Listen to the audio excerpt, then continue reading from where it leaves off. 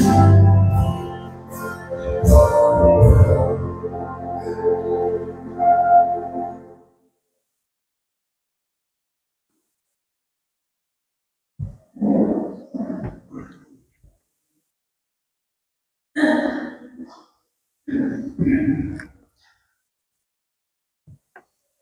lagi selamat pagi, salam sejahtera untuk kita semua. Saudara-saudara yang kasih dalam Tuhan Yesus Kristus, orang Kristen itu punya 5 hari raya yang besar. Yang pertama apa? Yang pertama adalah hari Natal, hari kelahiran Yesus Kristus.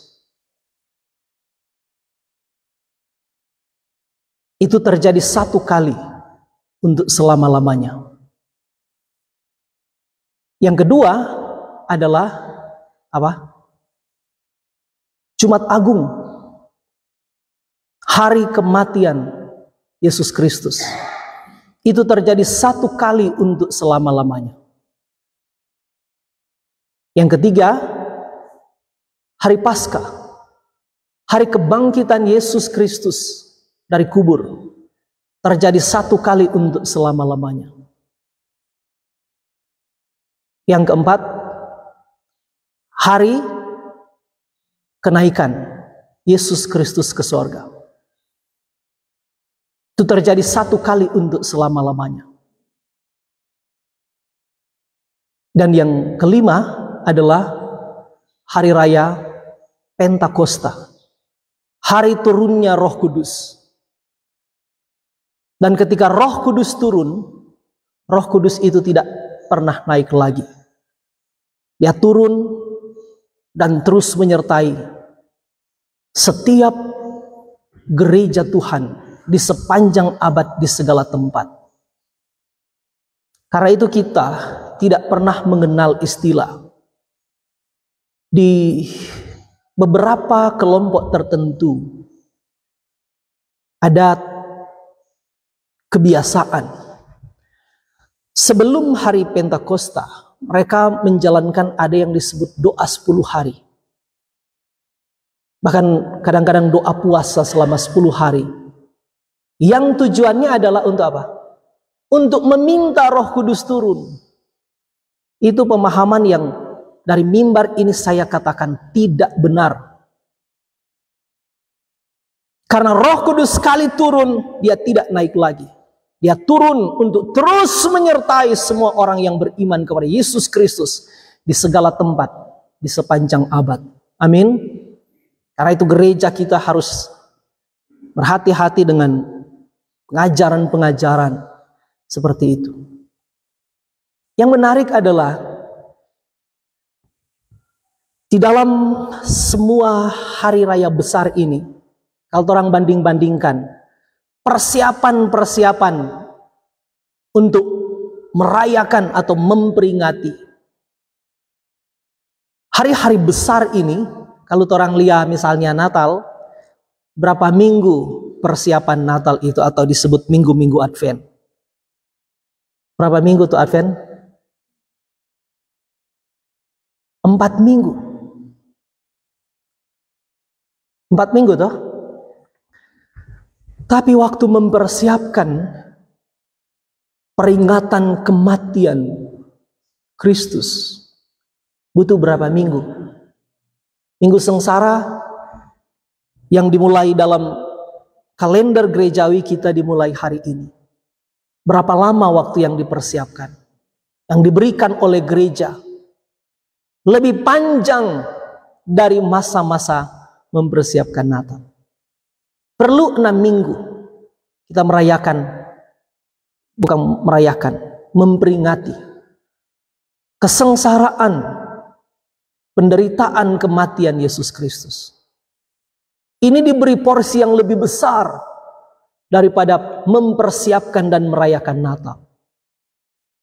Meskipun dalam kenyataannya orang juga dapati bahwa perayaan Natal itu selalu lebih besar, lebih meriah.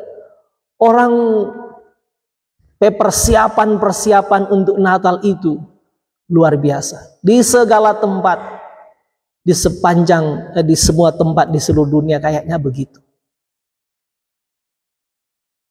Karena itu kita nih tahu ya, kalau di pusat-pusat perbelanjaan hari-hari ini ada diskon Minggu Sengsara. Nggak tahu ya. Tapi coba kalau diskon Natal, diskon persiapan Natal, wah sampai berapa puluh persen dia boleh dapat diskon. Kita nggak tahu kalau karena diskon Natal, diskon tahun baru, tapi itu diskon Natal tuh paling besar. Semua agama bahkan menikmati itu diskon-diskon itu. Tapi kita nggak tahu kalau ada diskon Paskah, diskon Jumat Agung. Kita nih tahu. Dianggap Natal itu punya posisi yang lebih tinggi. Harusnya, coba orang lihat, kenapa 6 minggu dipakai untuk memperingati sengsara Yesus Kristus. 6 minggu sengsara dalam tradisi gereja. Untuk mengingatkan kita sebenarnya peristiwa yang paling penting di antara 5 perayaan ini harusnya adalah tentang Paskah. Jumat Agung dan Paskah. Itu harusnya peristiwa yang lebih besar. Terutama Paskah, kebangkitan Yesus Kristus. Itu harusnya menjadi peristiwa yang jauh lebih besar daripada perayaan-perayaan yang lain. Nah, karena itu orang diingatkan. Dan memang itulah yang harus menjadi berita utama gereja. Salib harus menjadi berita utama gereja. Salib harus menjadi berita paling penting dari gereja. Salib harus menjadi berita yang paling mengagumkan dari gereja untuk dunia. Salib harus menjadi berita yang paling besar dari gereja. Gereja yang tidak lagi memberitakan salib, itu bukan gereja yang sejati. Gereja yang tidak lagi memberitakan salib, itu bukan gereja yang benar. Gereja hanya menjadi gereja selama gereja setia memberitakan salib. Bagi dunia, mungkin salib itu berita yang memalukan. Tapi bagi gereja, salib itu adalah berita dari sorga. Amin. Berita yang paling indah untuk diberitakan dan diperdengarkan dan harusnya didengar oleh semua orang. Orang diberi 6 minggu ini untuk terus membicarakan tentang salib. Karena sekali lagi itulah inti berita dari gereja. Orang Kristen justru bangga memberitakan salib. Orang Kristen tidak boleh malu memberitakan salib.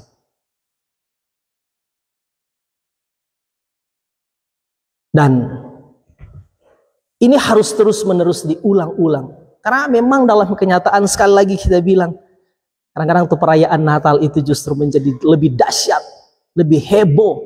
Orang persiapan Natal itu justru jauh lebih luar biasa daripada mempersiapkan perayaan besar Paskah. Dan dimulai dari minggu-minggu ini, Minggu Sengsara, menjadi masa-masa di mana kita mengingat penderitaan Kristus. Menjadi masa-masa di mana kita mengingat sengsara dan kematian Kristus yang mati dengan cara terhina di atas kayu salib. Karena bagi orang-orang di perjanjian lama dikatakan terkutuklah orang yang mati di atas kayu salib. Dan karena itu seharusnya minggu-minggu ini menjadi masa-masa kita lebih bersungguh-sungguh. Bukan berarti di minggu-minggu lain boleh setengah-setengah hati, tapi bukan itu maksudnya.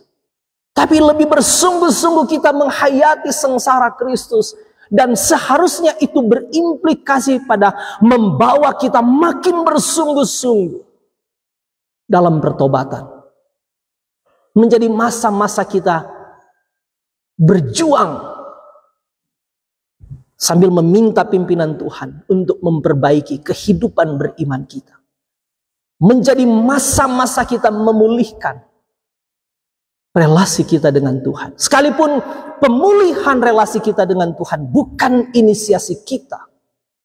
Itu adalah inisiatif Allah sendiri di dalam dan melalui Yesus Kristus. Tapi tentu sebagai orang-orang yang sudah beriman kepada Yesus Kristus, kita juga punya tanggung jawab iman untuk menanggapi karya agung Yesus Kristus di atas kayu salib.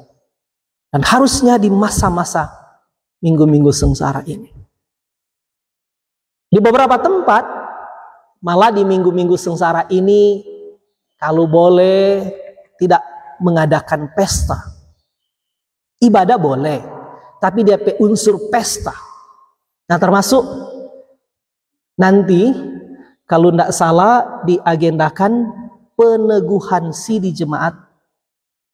Kalau tuh tahun lalu kan orang peneguhan sidi 1 minggu sebelum Paskah atau minggu terakhir menuju Jumat Agung. Tapi tahun ini kalau tidak salah mau peneguhan, kalau tidak mau berubah, agendanya peneguhannya kena di Jumat Agung. Nah, itu rawan antara penghayatan Jumat Agung dan keinginan untuk merayakan dengan sukacita tuh anak-anak kita yang diteguhkan menjadi anggota sidi jemaat. Ibadah boleh, tapi ya memang di mana-mana termasuk di sini kan, tuh kebiasaan orang, ya dia ibadah 1 jam, ya tuh. Lagu-lagu rohani itu cuma 1 jam. Sesudah itu apa? Disco. Ya toh? Orang ibadah 1 jam. Tapi sampai malam, maaf ya saya mau ingatkan orang-orang tua dan anak-anak peserta katekisasi. Jangan jadikan itu hari menjadi hari kamu pesta berdisko. Disko tanah. Ya toh? Menyanyi sampai tengah malam. Sampai hampir siang. Lebih rawan lagi kalau di situ disediakan miras. Hati-hati ya. Sebagai pelayan Tuhan saya mengingatkan. Silahkan ibadah kalau mau ibadah di hari itu. Tapi jangan sampai ibadahnya cuma 1 jam. Sesudah itu pesta pora. Menyanyi ndak karu-karuan sampai mabuk. DP lagu-lagu kidung jemaat sih 1 jam.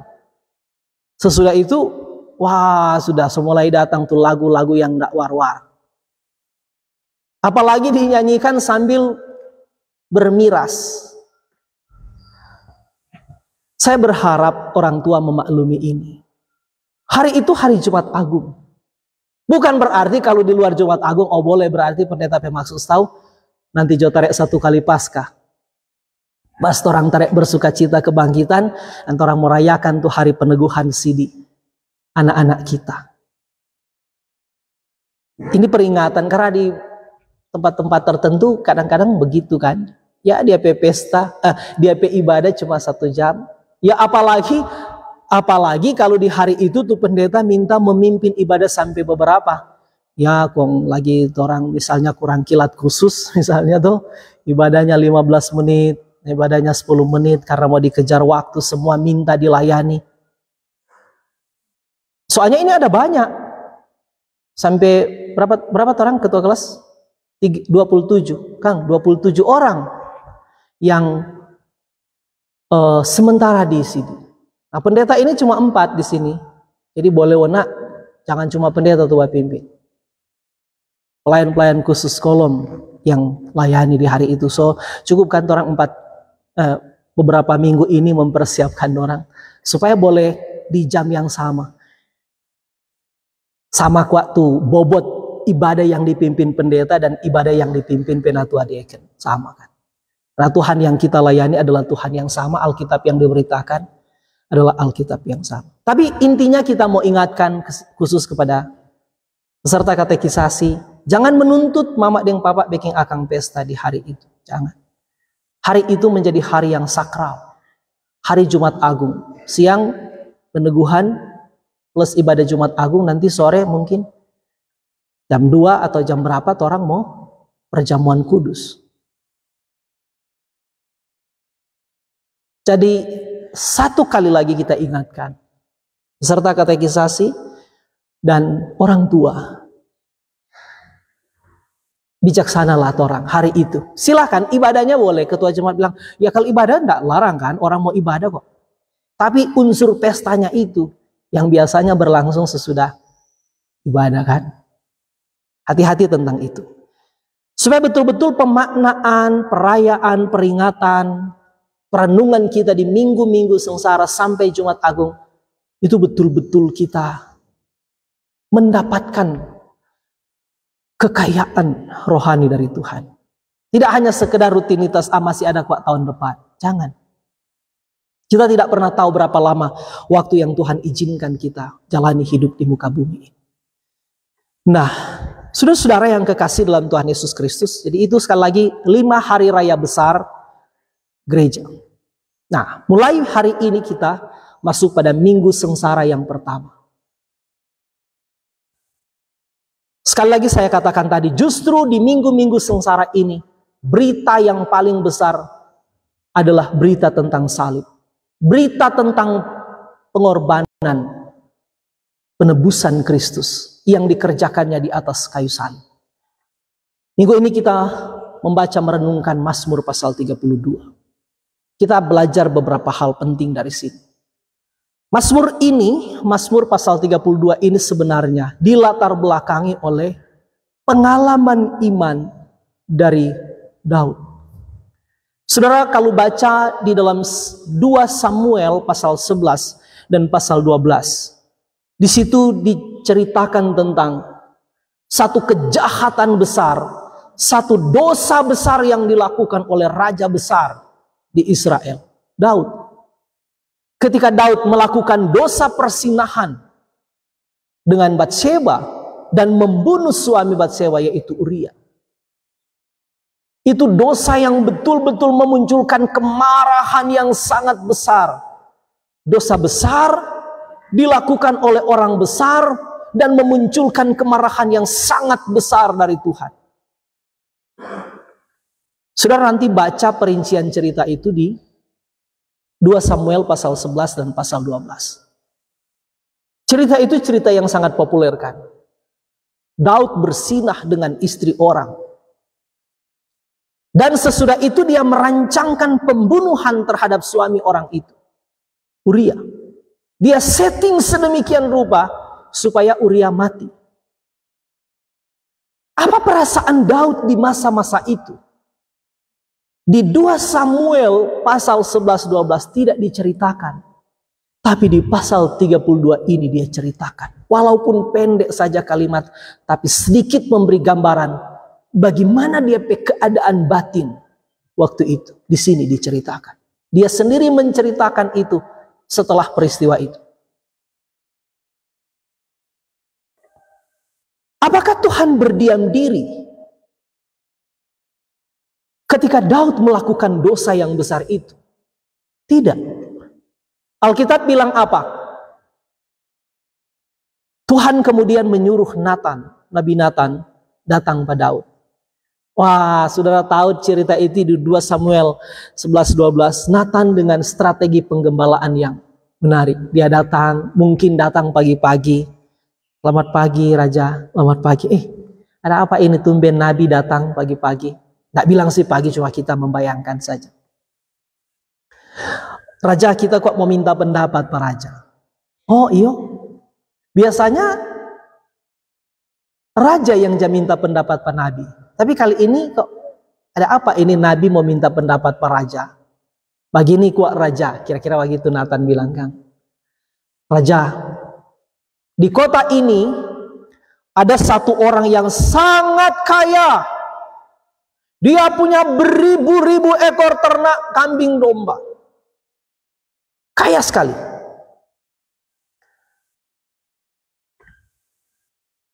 Sementara itu pada DP Birman, DP tetangga, ada keluarga yang sangat miskin.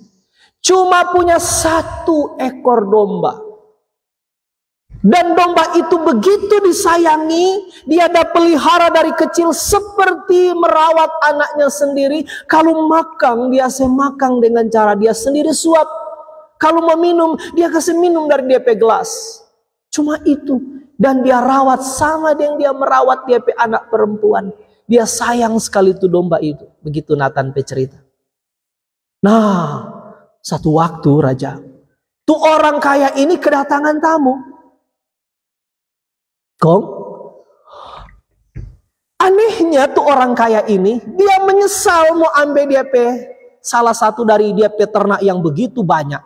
Tapi dia suruh DP anak buah, pergi ambil tuh orang miskin pada DP sebelah rumah, ambil tuh domba, padahal dia punya satu domba saja. Lalu disembelilah domba itu, dan domba itu yang dihidangkan kepada tamu dari orang kaya itu. Kau Nathan tanya, jadi menurut pendapat raja ini kasus bagaimana? Bagaimana? Apa raja bilang? Coba saudara baca, mengerikan sekali dia kata-kata di 2 Samuel 11-12. Nah, Daud bilang apa? Demi Tuhan, orang kaya itu harus dihukum mati. Tiba-tiba Nathan bilang, engkaulah itu. Songana itu. Kaget sekali dia. Siapa? Lalu Nathan bongkar DP dosa-dosa. Karena apa?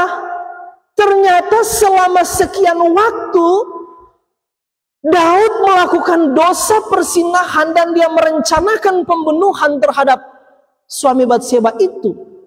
Dia berusaha menyembunyikan itu serapi mungkin. Dia kira orang tidak tahu, dia kira orang tidak akan tahu, dia kira orang tidak akan pernah bongkar ini kasus. Dia menutupi serapi mungkin dia berdosa. Jadi sambil dia menjadi raja, sambil dia diam-diam melakukan dosa yang besar itu. Orang tidak tahu memang, teman-temannya mungkin tidak tahu, orang-orang di sekitarnya mungkin tidak tahu, tapi bagaimana dengan Tuhan?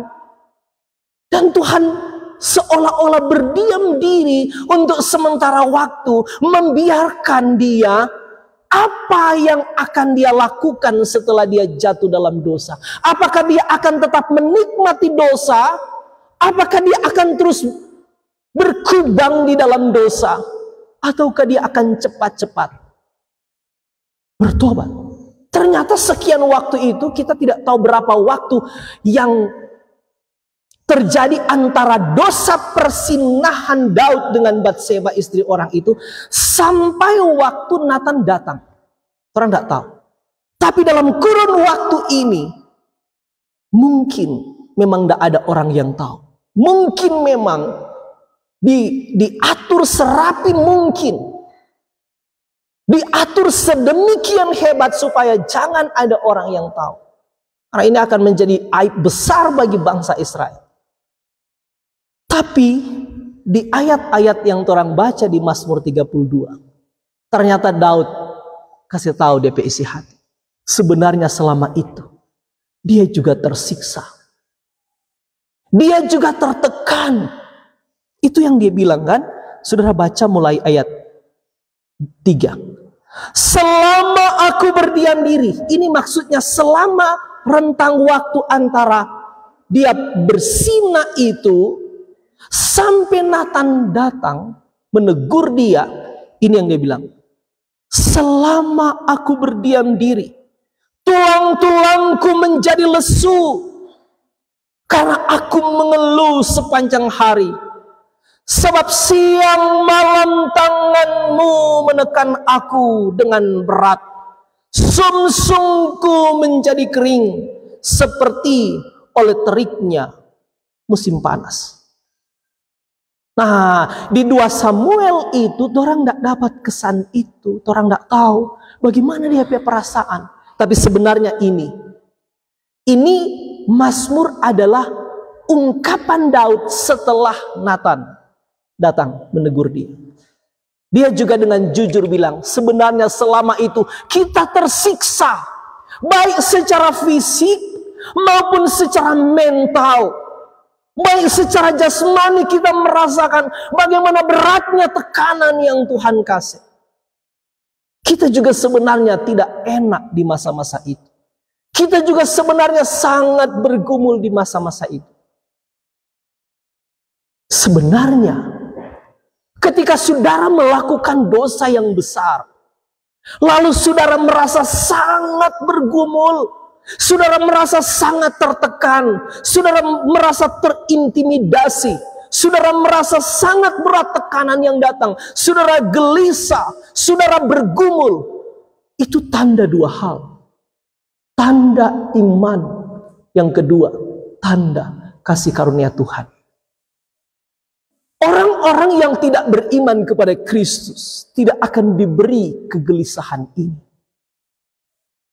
Orang-orang yang beriman kepada Yesus Kristus saja, yang ketika dia jatuh dalam dosa, antara lain, Tuhan akan berikan kegelisahan. Tuhan akan berikan dia rasa tertekan. Tuhan akan berikan dia tekanan. Untuk apa? Untuk memberitahu dia adalah anak Tuhan dan tidak boleh terus-menerus tinggal di dalam dosa. Jadi satu kali lagi kita bilang, ini tanda apa? Ketika Daud berdosa, Tuhan menekan dia. Tuhan memaksa dia dengan cara Tuhan. Tuhan tidak mau bikin tenang dia. Daud akui itu. Apakah saudara pernah mengalami hal-hal ini? Waktu saudara melakukan dosa yang mungkin saudara rasa orang tidak tahu kok ini. Tapi saudara sendiri gelisah.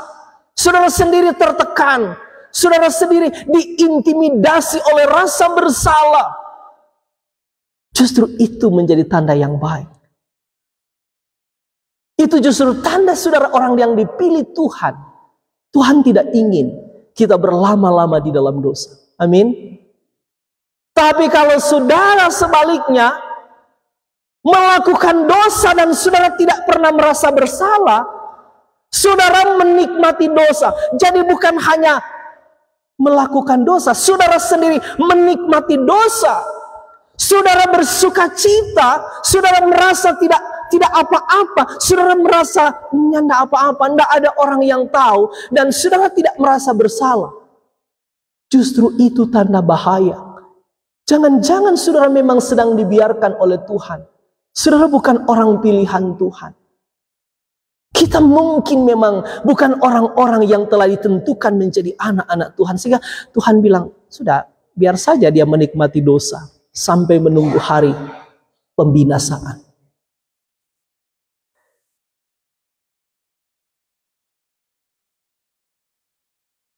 Ini poin yang menarik. Jadi sekali lagi kita bilang, di masa Daud berdosa itu sebenarnya enggak. Dia juga sebenarnya gelisah. Tapi memang tidak tergambar itu di 2 Samuel 11:12. Tapi di sini diakui, dia sebenarnya juga tersiksa. Satu kali lagi untuk ketiga kali kita bilang.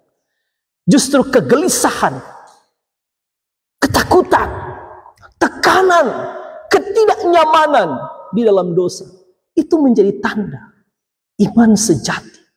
Itu menjadi tanda saudara sedang mendapat anugerah Tuhan. Menarik bukan? Karena itu memang Mazmur ini di satu pihak ada beberapa penas bilang ini adalah Mazmur pertobatan, tapi sekaligus ini Mazmur pengajaran. Dan memang seorang penafsir Alkitab bilang, biasanya memang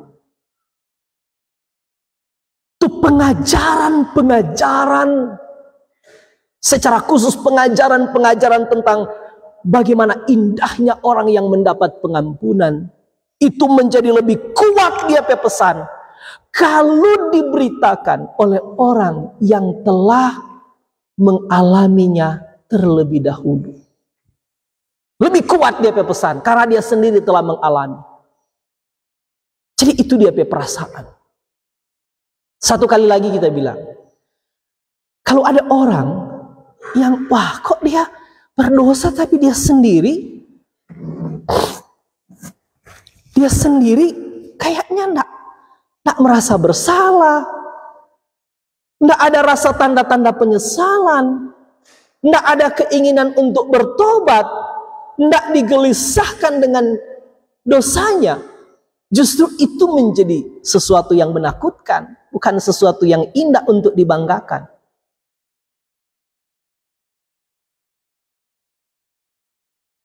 Dan karena itu Nathan bilang, ngana itu. Wah, sangat terkejut dia. Ternyata ada seorang nabi yang Tuhan pakai untuk bongkar DP dosa. Saudara, jangan sampai Tuhan bongkar dulu orang pedosa. Baru orang kembali kepada Tuhan. Jangan sampai Tuhan menindas kita dulu. Jangan sampai Tuhan menyiksa kita. Baru kita melangkah maju dalam pertobatan. Biarlah masa-masa minggu sengsara ini betul-betul memperbaiki cara pandang kita tentang bagaimana harus membangun kerohanian kita sebagai anak-anak Tuhan. Jangan sampai Tuhan pukul dulu. Jangan. Jangan sampai Tuhan kasih peringatan keras dulu. Baru orang kembali. Daud bilang selama itu kita tersiksa sebenarnya. Baru orang lain tahu. Jadi dia mengalami tekanan, penderitaan baik secara fisik maupun secara mental. Orang secara fisik bisa tidak terlalu kentara. Tapi Tuhan backing, kita akan backing karena tidak tenang. Nah saudara, kalau pernah mengalami itu, saudara boleh bersyukur hari ini. Karena apa? Karena itu sekali lagi kita bilang justru itu menjadi tanda kasih karunia Tuhan. Amin. Ketika Daud memberikan peringatan keras, maka muncul Daud bilang, kalau saudara baca di 2 Samuel pasal 12 ayat 13, coba saudara baca DP. Kalimat itu pendek sekali.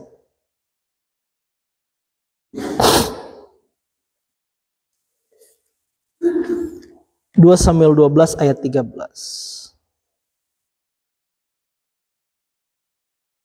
Lalu berkatalah Daud kepada Nathan, aku sudah berdosa kepada Tuhan. Dan Nathan berkata kepada Daud, Tuhan telah menjauhkan dosamu. Engkau tidak akan mati. Karena itu di ayat 5 Mazmur 32 dia bilang begini, dosaku kuberitahukan kepada Allah, dosaku kuberitahukan kepadamu, dan kesalahanku tidaklah kusembunyikan. Aku berkata, aku akan mengaku kepada Tuhan pelanggaran-pelanggaranku, dan engkau mengampuni kesalahan karena dosaku. Setelah sekian lama dia tersiksa, sekian lama dia tertekan, Tuhan datang mengirim Nathan untuk memberikan peringatan yang sangat keras. Tuhan begitu murka terhadap Daud. Tapi oke, lebih baik terlambat daripada tidak sama sekali. Memang hari itu dia betul-betul ketakutan. Dan muncul dengan cara yang sangat terbuka. Dia bilang, aku mengaku kepada Tuhan pelanggaran-pelanggaranku. Dosaku kuberitahukan kepada Allah dan kesalahanku tidaklah kusembunyikan. Aku berkata, aku akan mengaku kepada Tuhan pelanggaran-pelanggaranku dan engkau mengampuni kesalahan karena dosaku. Coba saudara perhatikan tuh ayat terakhir. Aku berkata, aku akan mengaku dosa kepada Tuhan. Aku akan mengaku kepada Tuhan pelanggaran-pelanggaranku. Tidak ada jeda, tidak ada kalimat lain, tiba-tiba langsung muncul, dan engkau mengampuni kesalahan karena dosaku. Hari Daud mengaku dosa, hari itu juga Tuhan segera memberi pengampunan. Bahkan kalau waktu kita baca-baca ini, kalau orang analisis, dia bilang begini di kalimat ini, aku akan, berarti belum kan, aku akan mengaku kepada Tuhan. Baru berencana dia, belum sampai mengaku, tapi baru muncul niat itu, baru muncul tuh keinginan untuk mengaku dosa. Langsung kalimatnya, dan engkau mengampuni. Jadi, sudah bagus ini ayat. Segera setelah kita berniat. Jadi belum melakukan, baru berniat untuk mengaku dosa. Tuhan sudah siap menyiapkan pengampunan itu. Ada cerita yang menarik di dalam Lukas 15. Itu cerita yang sangat populer tentang anak yang hilang. Sudah tahu itu? Waktu anak itu berontak, anak bungsu itu, sudah tahu DP ceritakan di Lukas 15. Dia pergi sekian lama. Dia telah menikmati segala kebaikan ayahnya, segala harta, segala kepunyaan papanya diberikan kepadanya untuk menggambarkan sebenarnya demikianlah kehidupan anak-anak Tuhan. Kita diberikan segala kelimpahan berkat, segala karunia, segala talenta, segala yang baik dari Tuhan. Tapi dia pergi menyia-nyiakan semua yang Tuhan beri.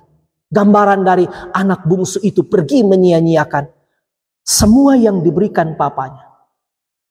Tapi apakah waktu dia pergi menjauh dari papanya, dia menikmati keindahan hidup? Hanya untuk sementara dia menikmati. Tapi sesudah itu apa yang terjadi? Alkitab bilang sesudah itu dia mengalami penderitaan yang hebat. Sebenarnya itu gambaran tentang bagaimana Allah memperlakukan anak-anaknya. Bukan semua orang memperlakukan anak-anaknya ketika anak-anaknya mulai menjauh dari dia.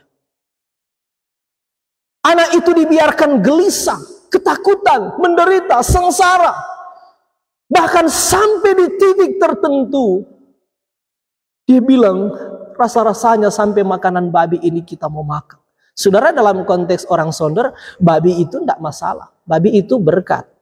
Babi itu sumber penghasilan yang luar biasa. Tapi cerita ini ketika dikenakan bagi orang-orang Yahudi pada waktu itu, wah, ini cerita yang sangat hina. Tapi di saat dia di titik terendah dalam hidupnya, tiba-tiba muncul kesadaran. Aku telah berdosa terhadap sorga dan terhadap Papa. Di sini aku hampir makan makanan babi. Di sini aku hampir mati. Tapi di rumah Bapakku ada banyak orang upahan. Ada banyak kelimpahan. Baiklah, aku akan kembali kepada Bapakku. Aku akan mengaku dosa-dosaku kepada Papaku. Muncul niat. Tapi satu kali lagi kita bilang, lebih baik terlambat daripada tidak sama sekali. Jangan sampai orang hancur dulu. Jangan sampai orang berantakan dulu. Baru muncul keinginan untuk kembali. Jangan sampai Tuhan menyiksa kita terlebih dahulu dengan sekeras-kerasnya. Baru kita kembali. Tapi oke, anak itu, dia bangkit. Lalu bangkitlah anak itu. Mungkin dengan keadaan yang sangat lemah, sangat terpuruk, sangat hina. Tapi oke, muncul keinginan dia kembali kepada Papa. Lalu cerita itu menjadi semakin mengagumkan. Karena Alkitab bilang begini. Ketika ayahnya melihat anak itu, tergeraklah hatinya oleh belas kasihan. Tapi ini poin bagus. Siapa lebih dulu lihat siapa? Bukan anak itu yang lebih dulu lihat dia pe papa. Itu kasus anak yang hilang itu. Tapi dia pe papa yang lebih dulu lihat dia pe anak. Beberapa penafsir menafsir begini. Ini bisa menjadi gambaran bahwa justru mungkin sekali setiap hari papanya berdiri di muka pintu menunggu dengan sabar. Kapan anakku yang hilang itu akan kembali? Kapan? Dan itu adalah gambaran tentang hati Bapa. Setiap hari dia menunggu anak-anaknya yang pergi, anak-anaknya yang berontak, anak-anak yang berdosa. Setiap hari dia menunggu. Tapi nanti di ayat berikut Daud bilang, hati-hatilah karena akan datang saatnya itu akan dikatakan terlambat. Lalu Alkitab bilang waktu suruh baca itu di Lukas 15 ya. Perumpamaan tentang anak yang hilang. Waktu dia pe papa lia. Alkitab bilang apa tadi? Tergeraklah hatinya oleh belas kasihan. Ini gambaran tentang hati Bapa. Mungkin kalau papa itu jahat, dia pe lia tuh anak. So pulang rengan lah. Tak mau lihat apa ngana mau bilang. Dia tunggu-tunggu situ. Atau datang dia pura-pura bahagia di tempat lain. Mau lihat kayak ngana ya. Kalau so betul-betul. So kapok onare. Begitu. Nyanda. Alkitab bilang. Lalu ayahnya berlari-lari mendapatkan anak itu. Sampai pak anak itu apa dia bilang? So tobat ngana. So kapok. So siksa berpulang. Nyanda. Dia peluk dia pe anak. Sambil menangis, sambil dia cium-cium dia pe anak. Itu gambaran tentang hati Bapa. Allah tidak pernah menghina orang-orang berdosa yang mau kembali kepada Dia. Amin.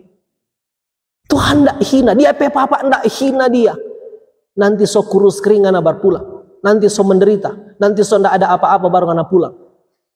Nggak, dia pe Papa tidak bicara. Justru anak itu, dia pe Papa sopolok dulu dia. Sambil menangis, sambil mencium.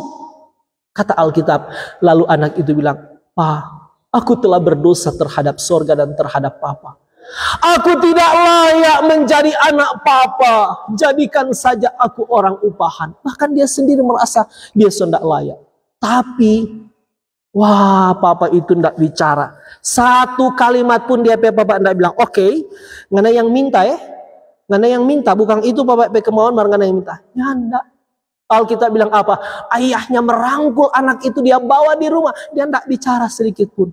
Tapi tindakan-tindakan Papa itu terhadap anak yang hilang dan kembali itu begitu mengagumkan. Apa dia bilang?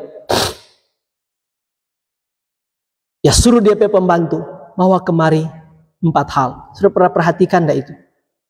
Pertama, dia bilang, kenakan baju yang baru kepada anak ini. Tanggalkan bajunya yang lama, selubungnya yang lama. Seolah-olah itu menjadi pesan rohani. Setiap orang yang mau kembali kepada Tuhan, Tuhan akan lepaskan jubah yang lama. Tuhan ganti dengan jubah yang baru. Tuhan akan lepaskan selubung yang lama. Tuhan akan lepaskan kehidupan yang lama, yang penuh dosa. Tuhan ganti dengan kehidupan yang baru. Amin. Yang kedua, Papa itu bilang, kenakan sepatu baru di kakinya. Kenapa? Sepatu taruh di kaki. Kaki ini dipakai untuk berjalan. Seolah-olah pesan dari bagian itu adalah, orang-orang yang kembali kepada Tuhan, Tuhan akan baharui arah hidupnya. Amin. Yang ketiga, Papa itu bilang, berikan cincin yang baru di jarinya. Cincin ini adalah tanda perjanjian. Tanda ikatan perjanjian. Tanda status. Karena itu sudah kalau mau kawin, itu tanda perjanjian cincin kan. Semurah apapun cincin, tetap cincin. Tetap bilang cincin. Aku memberikan cincin ini sebagai tanda cinta kasihku. Kenapa harus dikenakan cincin? Karena tuh anak itu sebelumnya so sadar. Dia bilang, kita ini Pak, so ndak layak jadi Papa pe anak. Jadi babule kita so siap kok. Kita tahu kita so ndak layak. Tapi Tuhan seolah-olah mau bilang, nah, Papa itu seolah-olah bilang, ya ndak, ngana tetap tapi anak. Ngana ndak.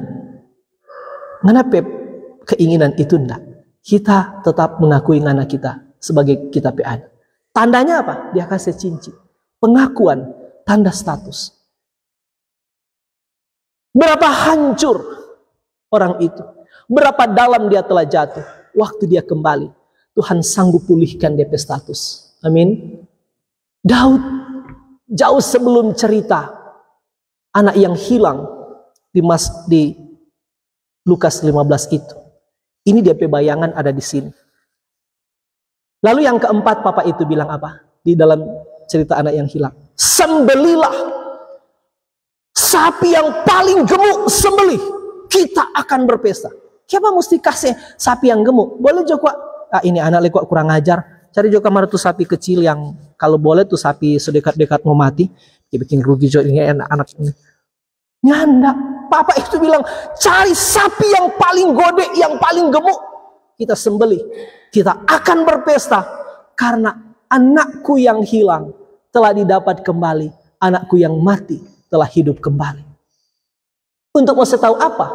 Seolah-olah dengan tindakan itu, papa itu sedang memberi pesan kepada anak itu. Nah, Nana sadar enggak? Dulu, Nana sudah punya apa-apa, bahkan sampai makanan babi Nana mau makan. Nana sadar enggak? Di sini ada kelimpahan. Yesus pernah bilang begini, aku datang untuk memberikan hidup, bahkan hidup berkelimpahan. Aku datang supaya mereka mempunyai hidup, bahkan mempunyainya di dalam segala kelimpahan. Hidup berkelimpahan ini bukan tentang kelimpahan materi, tapi tentang hidup yang kekal. Amin. Orang-orang yang kembali, berapa dalam engkau telah jatuh, berapa dalam engkau telah memberontak. Kabar itu menjadi kabar penting, itu menjadi Injil. Tuhan bilang, Tuhan tidak pernah hina orang-orang berdosa yang mau kembali. Dan anak itu begitu bersuka cita. Daud bilang, dia pun mengalami itu. Baru muncul tuh niat, aku akan mengaku kepada Tuhan pelanggaran-pelanggaranku. Justru dia pakai kalimat di situ. Aku akan mengaku kepada Tuhan pelanggaran-pelanggaranku. Dan engkau mengampuni kesalahan karena dosaku. Maksudnya hari itu dia berniat. Tuh kasih karunia sebenarnya sudah disediakan. Wah. Ini satu kali lagi, ini mazmur pertobatan sekaligus mazmur pengajaran bagi kita. Lalu, bagaimana dia punya perasaan? Nah, itu yang tergambar di ayat 1-2 tadi. Orang kasih lewat itu, kita cerita dulu DP latar belakang. Berbahagialah orang yang diampuni pelanggarannya, yang dosanya ditutupi. Berbahagialah manusia yang kesalahannya tidak diperhitungkan Tuhan. Kebahagiaan yang sejati. Saudara bandingkan dengan konsep dunia. Seolah-olah orang itu berbahagia kalau dia punya banyak doi. Berbahagialah orang yang punya banyak uang. Berbahagialah orang yang kekayaannya tidak habis-habis. Berbahagialah orang yang punya rumah sebesar istana. Tidak. Tapi Daud bilang, yang membuat orang berbahagia sejati adalah kalau dosanya diampuni oleh Tuhan. Betapa bahagianya orang seperti itu. Dia sendiri telah mengalaminya. Saudara sedang mencari kebahagiaan dalam hal apa? Apakah saudara mencari kebahagiaan sejati dari Tuhan, atau mencari kebahagiaan dunia ini yang bersifat sementara, yang akan hancur dalam sekejap? Tapi kebahagiaan orang-orang yang diampuni dosanya, itu adalah kebahagiaan sejati, kebahagiaan kekal. Dan harusnya menjadi kebahagiaan yang dicari oleh semua orang. Karena itu disediakan oleh Tuhan bagi orang-orang yang dipilihnya menjadi anak-anaknya. Saudara mungkin menghadapi kesulitan-kesulitan ekonomi. Saudara mungkin mengalami tekanan penderitaan karena sakit, karena apa. Tapi betapa indahnya kehidupan kita. Sekalipun di satu pihak secara fisik kita mungkin mengalami pergumulan. Tapi secara rohani kita mendapat pengampunan dari Tuhan. Dan itu yang Daud bilang.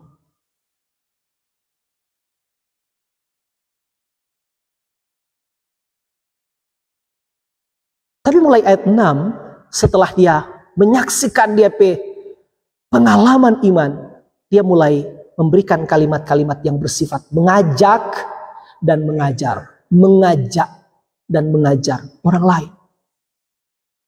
Sebab itu hendaklah setiap orang saleh berdoa kepadamu selagi engkau dapat ditemui. Nah, ini kalimat menarik. Selagi engkau dapat ditemui. Maksudnya, mungkin akan datang waktunya. Tuhan bilang, so terlambat. Selama masih ada waktu. Masalahnya orang tidak pernah tahu tuh berapa lama tuh waktu yang Tuhan kasih. Jangan pernah menunda pertobatan. Hiduplah seolah-olah hari ini hari terakhir kita hidup. Bukan berarti orang so boleh minta mati, so suka matinya enggak. Orang boleh minta umur panjang. Tapi hati-hatilah. Seolah-olah ayat ini mau bilang, selama Tuhan masih beri kesempatan, selama Tuhan masih bisa ditemui, manfaatkan sebaik-baiknya itu. Karena mungkin akan datang saatnya Tuhan tidak bisa lagi ditemui. Dalam pengertian, sudah terlambat. Mau apa? Selama hidup menyia-nyiakan kehidupan. Beberapa minggu yang lalu, orang membaca tentang kisah yang menarik tentang orang kaya dan Lazarus, bukan? Sudah masih ingat cerita itu? Terang perenungan gemim. Sodi alam baka, sodi api penyiksaan, baru muncul tuh kesadaran untuk menyesali dia perbuatan tuh orang kaya itu. Tapi Abraham bilang, enggak. Selama ngana hidup, ngana enggak pernah manfaatkan, seolah-olah dia bilang, so terlambat. Ingatlah. Abraham bilang pada orang kaya itu kan, ingatlah. Ingatlah engkau telah menerima segala yang baik sewaktu hidupmu. Sekarang engkau menerima apa yang Tuhan anggap pantas bagimu. Tapi Lazarus ini, dia telah menerima hal-hal yang buruk seumur hidup. Tapi dia telah memelihara iman yang sejati. Dari mana tahu dia memelihara iman sejati? Tergambar di balik namanya, Lazarus. Dari kata El-Azar. El artinya Allah, Azar artinya penolong. Dari namanya itu menggambarkan dia beriman kepada siapa, bersandar kepada siapa, mengandalkan siapa seumur hidupnya. Dan sekarang dia menikmati segala kebahagiaan yang kekal yang tidak akan habis, yang dia tidak pernah temu. Kadang-kadang upah dari iman itu, saudara, di dalam kekekalan disediakan. Orang-orang beriman, jangan berpikir bahwa kesetiaan iman kita Tuhan harus balaskan di dunia yang sekarang. Bisa jadi seperti itu. Tapi mari orang berpikir memandang kepada kekekalan. Orang-orang Kristen harus melihat sampai pada kekekalan. Bahwa balasan atas iman yang sejati kita disediakan Tuhan di dalam kekekalan. Tapi jangan berpikir bahwa orang dibenarkan, diselamatkan, masuk surga karena perbuatan-perbuatan. Tidak itu yang dimaksudkan. Tapi ada upah besar yang Tuhan sediakan di dalam kekekalan. Selama masih hidup, menyia-nyiakan kehidupan. Maka Daud bilang, selama Tuhan masih bisa ditemui, temui dia. Datang, bertobat, manfaatkan sebaik-baiknya keadaan ini. Jangan sampai so sakit, so menderita. Jangan sampai so ndak bisa berdiri dari tempat tidur. Selama masih kuat, ada di mana? Nggak pernah lihat di gereja, nggak pernah lihat di ibadah kolom. Hidupnya ndak karu-karuan. Giliran mati, keluarga pasang DP, apa DP namanya? Bunga krans, kok nggak tulis itu apa? Aku telah mengakhiri pertandingan yang baik. Aku telah mencapai garis akhir. Aku telah memelihara iman. Dan sekarang telah tersedia bagiku mahkota kemuliaan yang disediakan oleh Tuhan Hakim yang adil. Tetapi bukan hanya kepada aku, melainkan kepada semua orang yang menantikan kedatangannya. Bukan berarti itu ayat itu tidak boleh pakai. Tapi seolah-olah orang mau bilang, ya sudah, dia sudah mengakhiri pertandingan. Ya iya, pertandingan apa? Tapi yang memprihatinkan ketika sekarang telah tersedia mahkota kemuliaan. Mahkota kemuliaan apa? Sembarang-sembarang pakai ayat. Ya toh. Hati-hati. So terlambat. Abraham bilang pada orang kaya, so terlambat. Saya dulu penatua, waktu baca cerita dengan penatua kolom 12, penatua bilang, mungkin pendeta, kalau waktu itu tuh panbers, so ada. Saudara yang angkatan tua sama dengan kita kong ke atas, masih Ricky tuh panbers yang di bawah kita mungkin dong tidak tahu. Mungkin kata penatua Alex bilang, mungkin kalau waktu itu so ada tuh panbers di zaman Abraham, di zaman tuh orang kaya dengan Lazarus, mungkin tuh Abraham bilang begini, ingatlah.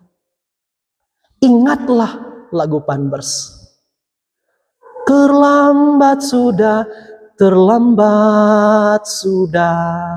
semuanya telah berlalu. So terlambat sayang. Mau apa? So hendak ada kesempatan. Seindah apapun dia berdoa, dia keinginan, marso terlambat. Bahkan dia keinginan mulia tuh orang kaya. Kalaupun Bapak Abraham tidak boleh tolong kita, minta tolong jodang, suruh tuh Lazarus pergi, ingatkan kita keluarga yang ada di bumi. Masih ada 5 kita saudara di sana, supaya jangan sampai orang masuk ke tempat yang aku tersiksa sekarang ini. Berarti dia tahu dia saudara-saudara di sana hidupnya juga sama dengan dia. Tapi bayangkan, itu menurut kita niat yang mulia. Orang-orang di neraka masih memikirkan penginjilan. Tapi seindah apa orang berkeinginan kalau so di alam baka sana. Abraham bilang, so terlambat. Tidak akan disetujui. Bahkan niat mulia. Nah, sekaranglah saatnya Daud bilang, selama Tuhan masih bisa ditemui, jangan terlambat. Hiduplah seolah-olah hari ini hari terakhir kita hidup. Kan berarti semua minta mati, nyanda. Tapi ketika orang menyadari seolah-olah hari ini hari terakhir kita hidup, maka tidak ada orang yang akan menyia-nyiakan.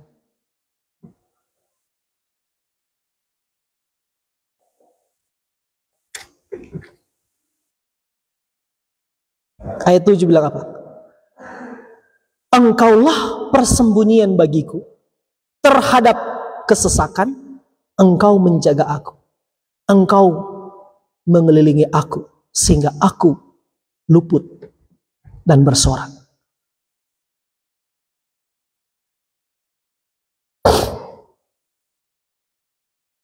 Aku hendak mengajar dan menunjukkan kepadamu jalan yang harus kau tempuh. Aku hendak memberi nasihat, mataku tertuju kepadamu. Janganlah seperti kuda atau bagal yang tidak berakal, yang kegarangannya harus dikendalikan dengan tali les dan kekang. Kalau tidak, ia tidak akan mendekati engkau. Sesudah dia memberi peringatan, hati-hati. Mungkin akan datang, Tuhan bilang, so terlambat. Lalu dia mempertegas, jangan keras kepala. Jangan keraskan hati. Bahkan begitu mengerikan karena dia bandingkan, jangan seperti kuda dan bagal. Yang harus dihajar dulu, harus dikendalikan dulu, baru akan menurut. Tapi oke, orang memang binatang yang tidak berakal budi. Kamu berakal budi. Tapi jangan sampai seperti mereka. Seolah-olah jangan sampai dihajar dulu, dipukul dulu, ditarik-tarik dulu, dikendalikan dengan dengan paksa oleh yang mengendalikan. Jangan. Mereka dikendalikan seperti itu, diperlakukan seperti itu karena mereka memang tidak berakal budi, binatang-binatang itu. Tapi kita, seolah-olah Daud bilang, tuh orang berakal budi.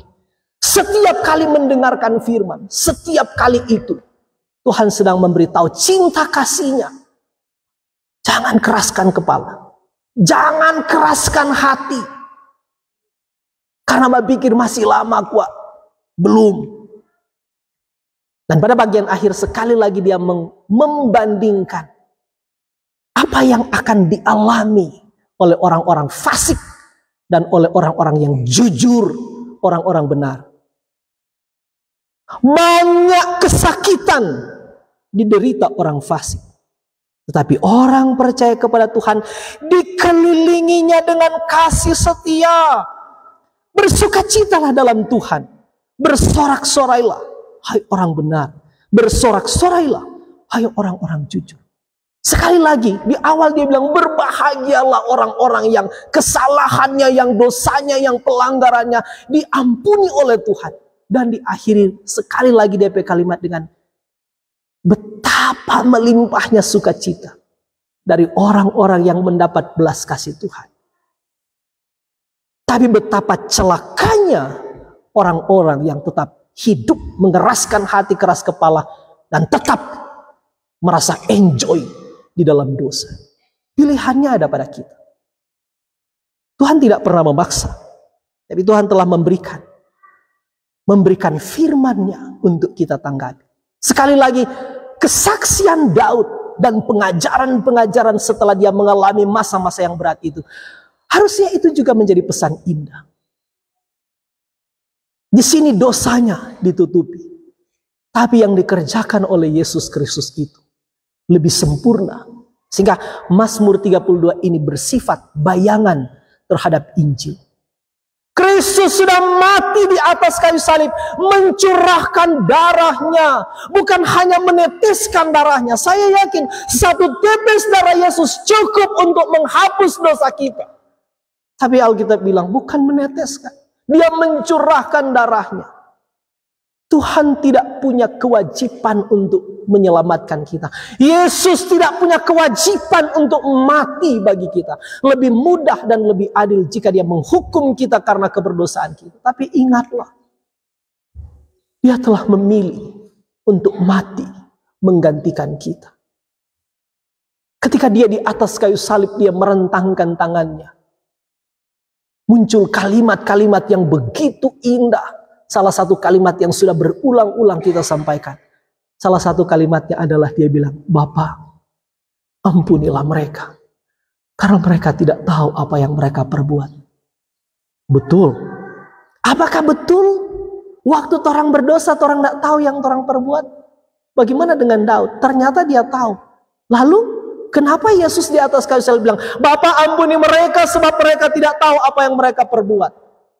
Atau jangan-jangan cuma Yesus yang tahu bahwa sebenarnya orang so tahu? Tidak mungkin.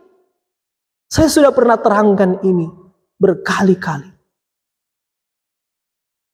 Tapi kita terangkan satu kali lagi terakhir. Paling lat 2 menit saya kelar ini khotbah. Ibu, apa dia namanya? Tuh anak, apa dia bilang? Iyo. Ya? Alexa. Ibu, misalnya tuh Alexa. Kita sudah pernah terangkan ini, mari sekali ini diterangkan lagi. Nah, mungkin ada juga yang akan melihat di rekaman live ini. Misalnya tuh Alexa satu waktu, dia ambil batu kong dia lempar tuh orang pe kaca oto, misalnya kaca oto baru saya keluar dari dealer tadi pagi, kong dia lempar, pecah tuh kaca. Kong datang tuh yang punya oto mengamuk sambil bawa balak. Sama dah saya pecah tapi oto. Lalu ibu sekarang sebagai mama yang baik, kita dua pilihan. Ibu akan pertama, ibu bilang, Om, sana dia tuh udah lempar, memang dia tapi anak. Nah, terserah jo om mau baking apa dia. Memang kok dia yang lempar, terserah. Atau yang kedua ibu bilang, Om, jangan marah kasihan pak dia. Dia tapi anak. Hitung jo berapa DP kerugian, biar kita susah. Kita mau ganti. Jangan marah pada dia karena dia belum tahu apa-apa. Kita akan tanggung DP resiko. Ibu mau pilih yang mana? Yang pertama atau yang kedua? Puji Tuhan, ibu bilang yang kedua. Mari sekarang kita mau uji ya. Alexa, kalau mbak dusta bagus atau enggak? Enggak. Kalau mbak pukul teman bagus atau enggak? Enggak. Kalau lempar orang pe oto bagus atau enggak? Nah, ibu, ternyata dia so tahu apa-apa. Tadi ibu bilang, Om jangan marah kasihan pada dia karena dia belum tahu apa-apa. Kita baru tes. Ternyata tuh Alexa so tahu apa-apa. Dia so tahu mana benar mana salah. Kelas 1 SD dia. So tahu mana benar mana salah. Berarti dia sebenarnya so tahu apa-apa. Siapa yang ibu bilang begini? Om jangan marah pada dia karena dia belum tahu apa-apa. Kita tanggung DP akibat. Kita tahu DP makna adalah kalimat itu adalah kalimat pembelaan. Betul enggak ibu? Ibu sebenarnya juga so tahu, dia kok so tahu apa-apa. Mar kalimat-kalimat Om jangan marah pada dia karena dia yang tahu apa-apa, itulah kalimat pembelaan. Nah sekarang sudah tahu. Apa artinya? Waktu di atas kayu salib Yesus bilang, Bapa, ampunilah mereka sebab mereka tidak tahu apa yang mereka perbuat. Yesus so tahu bahwa orang so tahu. Tapi ini adalah kalimat-kalimat pembelaan. Amin. Yesus bilang, Bapak, kita tanggung semua dorang pesalah. Jangan bikin apa-apa pada orang. Jangan marah pada orang. Kita tanggung semua dorang pedosa. Kita yang tanggung. Bapak ampuni mereka sebab mereka tidak tahu apa yang mereka perbuat. Sudah lihat, ini adalah kalimat-kalimat pembelaan yang paling indah dari Yesus Kristus. Mau kurang apa lagi? Tuhan sayang pada orang. Maka masa-masa minggu sengsara ini, kita terus mengingat kata-kata ini. Kata-kata yang diucapkan oleh Yesus Kristus waktu dia sedang di atas salib, menanggung semua dosa kita, membela kita, dan mencurahkan darahnya untuk memperdamaikan kita dengan Allah. Amin. Tuhan Yesus memberkati kita semua. Jika masih ada puji-pujian yang dipersiapkan, diberi kesempatan.